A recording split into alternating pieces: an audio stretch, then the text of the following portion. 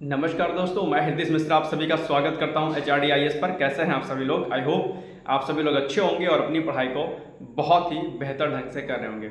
देखिए, कई दिनों से मेरे पास कुछ क्वेरीज आ रही थी और मुझे लगा कि इस पर जो है एक वीडियो बना लिया जाए। हालांकि इस पर मैंने ऑलरेडी कई सारे वीडियो बनाए हैं, लेकिन फिर भी आपकी क्वेरीज थी तो मैंने कहा एक वीडियो में बना देता हूँ।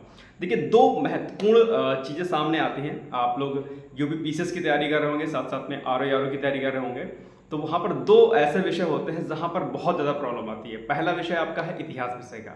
इतिहास जो विषय है, निश्चित तौर पर एक बहुत बड़ा इसका जो है एरिया है और यहाँ पर आप बहुत ज़्यादा पढ़ने के बाद भी आप इसमें मार्क्स गेन नहीं कर पाते। एक बड़ी समस्या के सामने समस्या के रूप में ये आपके सामने आता है।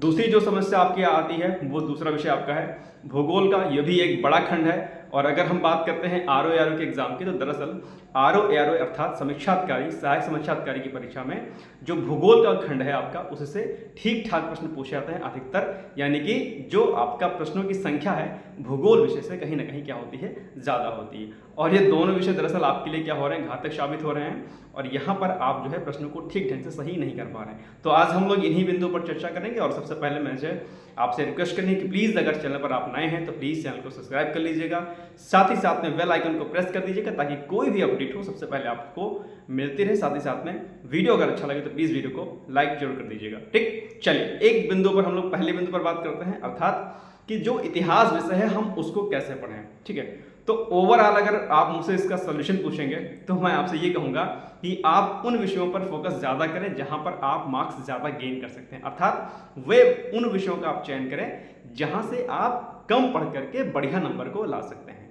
ठीक है, तो आप कहेंगे सर इतिहास में क्या करना है? इतिहास में भी आपको बढ़िया करना है, लेकिन सोल्यूशन मैं आपको पहले ही बता रहा हूँ कि इतिहास में एक लंबा क्रम आपके साथ चलेगा। यानी कि कई जैसे प्राचीन इतिहास आप पढ़ोगे, मध्यकालीन इतिहास पढ़ोगे, साथ साथ में फिर आप आधुनिक भारत का इतिहास पढ़ोगे और इसी में आर्ट एंड कल्चर अर्थात कला एवं संस्कृति का भी पोर्शन आपको पढ़ना रहेगा। तो एक ये बहुत बड़ा खंड है और बहुत ज़्यादा पढ़ने के बाद भी इनफैक्ट जो इतिहास विषय से जिन्होंने स्नातक कर लिया होता है, जो प्रश्नातक अर्थात जिन्होंने MA कर लिया होता है, वे छात्र अर्थात वे स्टूडेंट भी इतिहास के जो प्रश्नों को UP PCS के इतिहास के प्रश्नों को हल नहीं कर पाते हैं। अब जो है एग्जामिनर कौन बैठता है PCS में, भगवान जाने कौन बैठता है, लेकिन वो प्रश्नों की जो संख्या होती है और जो प्रश्नों का जो लेवल होता है वो इतना जो है उल्टा फुल्टा .com टाइप का होता है कि आप कितना ही मेहनत करके जाएंगे आप नहीं कर पाएंगे। तो सोल्यूशन क्या है इसका? सोल्यूशन पहले बात तो ये है कि आप इतिहास विषय पर बहुत ज़्यादा फोकस ना करते हुए आप उन विषयों पर फोकस करें जहाँ पर आप बढ़िया पढ़ करके, जो यानी कि कम पढ़ करके आप मार्क्स ज़्यादा गेन कर सकते हैं। जैसे कि आपका साइंस का पोर्शन हो गया, जैसे कि आपका एनवायरनमेंट हो गया, जैसे कि आपका करंट अफेयर्स हो गया, जैसे कि आपका पॉलिटी हो गया, UP स्पेशल हो गया, एग्रीकल्चर हो गया। अगर इन विषयों पर अगर आपकी पकड़ ज़्यादा रहेगी, निश्चित तौर पर आप इसमें बेहतर प्रदर्शन कर पाएंगे। ठीक, अब बात करते हैं आपके इतिहास विषय की। पहले तो इतिहास विषय में मैं आपसे कहूँगा कि सबसे पहले आप प्राचीन इतिहास पर फोकस करें, उसके बाद मॉडर्न, या मॉडर्न पहले फिर प्राचीन इतिहास। आप कहेंगे सर ठीक है, मैं तो फोकस करता हूँ और क्या कहते हैं फिर मध्यकालीन इतिहास बच गया आपका। तो मध्यकालीन जो भारत का इतिहास है आपका, उसके लिए मैं आपसे कहूँगा कि इस पर थोड़ा सा बाद में फोकस करें, पहले आप मॉडर्न हिस्ट्री को अच्छे तरीके से रेडी कर लें। अब बात अगर मॉडर्न हिस्ट्री की आती है अर्थात आधुनिक भारत के इतिहास की आती है, तो मैं आपसे कहूँगा कि कुछ विषय और कुछ व्यक्ति जो हैं जो आपके एग्जाम के लिए हैं बहुत ही महत्वपूर्ण है। व्यक्तियों की अगर मैं बात करता हूं तो सबसे पहले अगर व्यक्तियों की मैं बात करूं तो सबसे पहले जो इंपॉर्टेंट जो है, जो अक्सर चर्चाओं में आपके रहते हैं, वो है महात्मा गांधी जी। यानी कि गांधी के बारे में आपको बखूबी पढ़ना है, डिटेल्स में पढ़ना है। उनकी जितनी भी पत्र पत्रिकाएं रही हैं, उनके जितने भी आंदोलन रहे हैं, गांधी से संबंधित एक भी फैक्ट आपके एग्जाम में गलत नहीं होना चाहिए, ये बात आपको ध्यान रखनी है। ठीक है, जितने भी उनके आंदोलन रहे हैं शुरुआत से लेकर के अंत तक, यानी कि जब तक वो एक्सपायर नहीं हो जाते हैं, जब तक वो शहीद नहीं हो जाते हैं, तब तक जितनी भी घटनाक्रम उनसे संबंधित हैं, उन सभी विषयों पर आपको पकड़ अच्छी होनी चाहिए। एक बात, इसके अलावा कुछ एक व्यक्ति और हैं जो आपके लिए बहुत महत्वपूर्ण है, जैसे कि आपके बाल गंगाधर तिलक हो गए, सुभाष चंद्र बोस हो गए, डॉक्टर भीमराव अम्बेडकर जी हो गए, सरदार पटेल हो गए, ठीक है, और आपके जो है अन्य कुछ व्यक्ति हो गए जैसे कि गोपाल कृष्ण गोखले हो गए, रविन्द्रनाथ टैगोर हो गए। ये कुछ एक व्यक्ति ऐसे हैं जो बहुत ही महत्वपूर्ण है। इसके अलावा राम प्रसाद बिस्मिल, भगत सिंह और साथ ही साथ में जो है आज़ाद के बारे में भी आपको अच्छे तरीके से पढ़ लेना है। ठीक है, और 1857 की क्रांति, इसके अलावा सन्यासी विद्रोह जो आपका हुआ है, यानी कि जो प्रमुख जो विद्रोह हुए हैं आपके, वो आपको आदिवासी जो विद्रोह हैं उन पर भी आपकी पकड़ अच्छी होनी चाहिए। इसके अलावा जो कुछ महत्वपूर्ण जो घटनाक्रम आपके रहे, जैसे सती प्रथा का जो अंत हुआ, ठीक है, बाल विवाह, का को लेकर के जो भी विवाद हुआ था वो उसका समापन कब हुआ, यानी कि उसको कब खत्म कर दिया गया, ठीक है। नेटिव मैरिज एक्ट जो हो गया, ये कुछ एक महत्वपूर्ण बिंदु है जहां पर आपकी पकड़ बहुत जबरदस्त होनी चाहिए और यहाँ से प्रश्न हर वर्ष जो है आपको देखने को मिलते हैं। तो इन टॉपिक्स पर आपकी पकड़ होनी चाहिए बेहतर ढंग से। 1857 की जो क्रांति है वहां से प्रश्न आपके एक दो हर साल पूछे जाते हैं। तो 1857 का जो रेवोल्यूशन है वहां से भी आप प्रश्न आप अच्छी तरीके से रेडी कर लीजिएगा। प्लस जो भी महत्वपूर्ण जो घटनाक्रम है किसके कार्यकाल में हुआ है, चाहे वो बेंटिक के कार्यकाल में हुआ है, चाहे वो डलहौजी के कार्यकाल में हुआ है, उनसे संबंधित प्रश्न आपको अच्छे तरीके से रेडी कर लेना। अब बात करते हैं प्राचीन इतिहास की। प्राचीन इतिहास में मैं आपसे बस एक ही बात कहूंगा कि सिंधु घाटी सभ्यता, वैदिक सभ्यता, इसके अलावा बौद्ध धर्म, जैन धर्म, गुप्तोत्तर, गुप्त और मौर्य काल, इतना पढ़ लीजिएगा। इससे ज़्यादा पढ़ने की आपको आवश्यकता नहीं है। बीच में कुछ शैव धर्म वगैरह जो कुछ फैक्ट हैं आपके पास वो इकट्ठा कर लीजिएगा। और मध्यकालीन भारत में जो सूफी संत का जो चैप्टर रहा है, प्लस मध्यकालीन भारत में जो मुगल साम्राज्य रहा है, यानी कि मुगल साम्राज्य प्लस सूफी संत का जो चैप्टर रहा है, वहां से प्रश्न अधिकतर देखने को मिलते हैं। उन टॉपिक्स को आप लोग रेडी कर लीजिएगा, निश्चित तौर पर जो है वहां से आपको फायदा मिलेगा, ठीक। तो ये हो गई हमारी बातें इतिहास विषय को लेकर। बाकी आप जितना ज़्यादा जो है चीज़ों को पढ़ेंगे, हाँ, अगर मैं पुस्तकों की बात करता हूँ तो इसमें आप चाहें तो अगर आप ROER पर अगर आपका विशेष फोकस है तो मैं आपसे कहूँगा कि आप दरअसल जो है जो SK पांडे की बुक आती है आप उसको पढ़ सकते हैं। बहुत फैक्चुअल डेटा पढ़ना है आपको तो किरण पब्लिकेशन की लाल किताब के नाम से किताब आती है जिसमें तीनों विषयों यानी कि प्राचीन, मध्यकालीन और आधुनिक भारत, तीनों विषयों का समग्र अध्ययन जो है उसमें दिया गया है। आप चाहें तो उसको पढ़ सकते हैं, या फिर अगर आपको अलग अलग किताबें पढ़नी है तो मॉडर्न हिस्ट्री के लिए अगर आपका पीसीएस भी एग्जाम देना है तो मैं कहूँगा आपसे कि आधुनिक भारत के लिए आप जो है क्या करिएगा, आप चाहें तो आधुनिक भारत के लिए स्पेक्ट्रम की जो बुक आती है राजीव अहिर के नाम से आप उनके ले सकते हैं, और बाकी जो है SK पांडे प्राचीन और मध्यकालीन भारत के लिए ले सकते हैं, ठीक। ये बात हो गई हमारी इतिहास विषय की। बहुत ज़्यादा यहाँ पर जोर मत लगाइएगा क्योंकि यहाँ पर कितना ही पढ़ के आप जाएंगे प्रश्नों को नहीं कर पाएंगे, ये मैं आपसे बता रहा हूँ, ठीक है। तो इसलिए जो मैंने बताया है इतना आप कर लीजिएगा, आपका काम हो जाएगा, ठीक। बात करते हैं हम लोग अब भूगोल विषय की।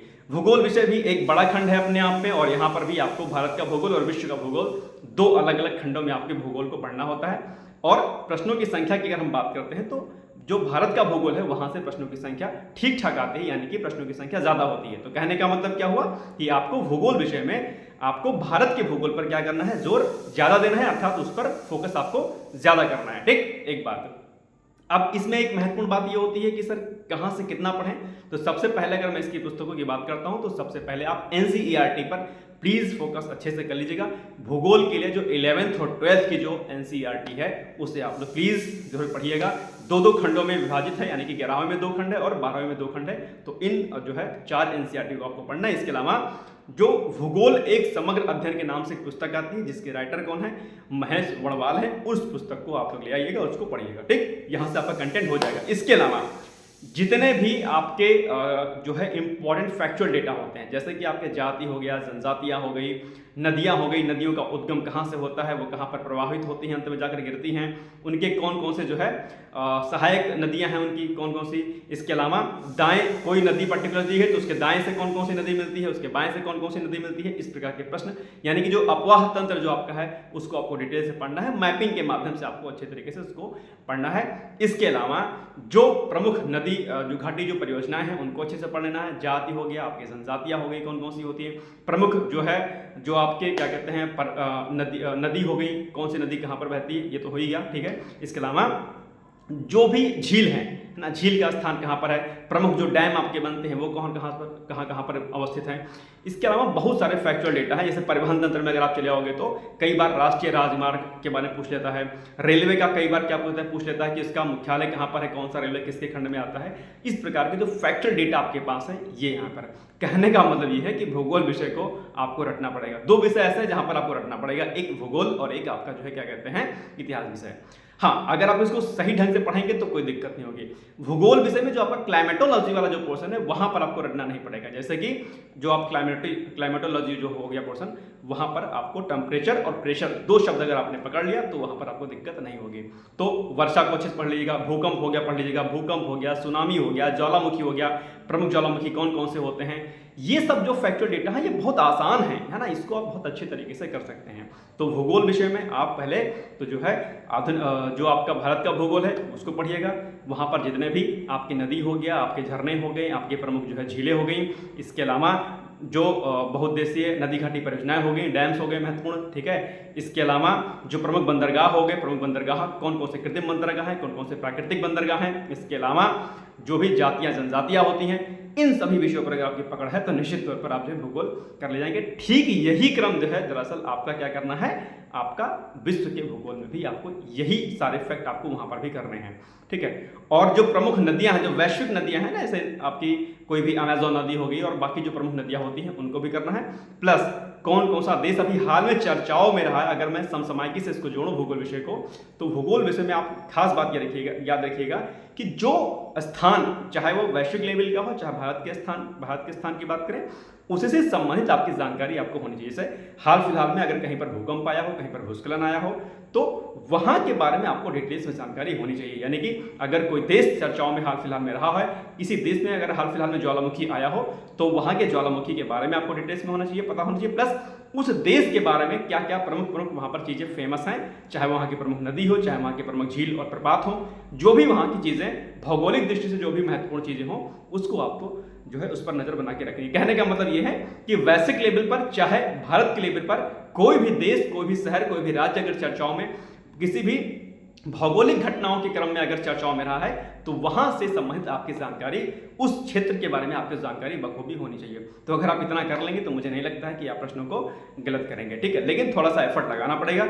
जो रटने वाली चीज है उसको रटिए, कोशिश करिए कि मैपिंग से करिए, मैप अपने पास लगा लीजिए, वहां पर नदी सिस्टम को आप अच्छे से करिए, अर्थात अपवाह तंत्र को अच्छे से करिए।